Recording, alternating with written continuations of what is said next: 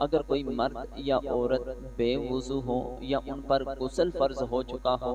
تو اسی حالت میں ان کے لیے قرآن مجید کو ہاتھ لگانا حرام ہے، کیونکہ قرآن مجید میں اللہ کی ذات نے ارشاد فرمایا لا یمسہ الا المطہرون۔ قرآن کریم کو ہاتھ لگانے سے پہلے ان کے لیے پاکی حاصل کرنا ضروری ہے،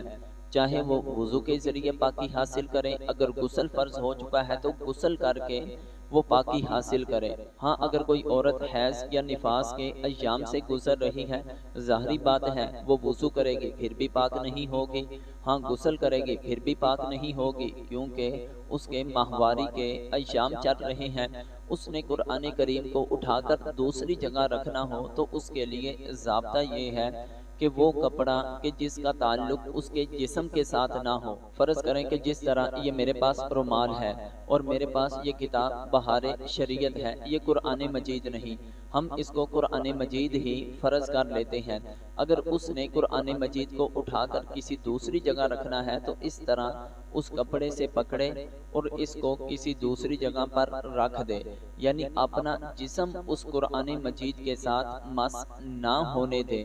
اگر اس طریقے سے وہ اللہ کی پاک مقدس کتاب کو پکڑ کر دوسری جگہ رکھ دے گی تو یہ گناہ گار نہیں ہوگی، کیونکہ اس نے اپنا جسم ہی مس نہیں کیا ہے۔ اللہ تعالیٰ کی بارگاہ میں دعا ہے اللہ تعالیٰ کی ذات سب کو اپنے دین کی کامل سمجھ عطا فرمائے۔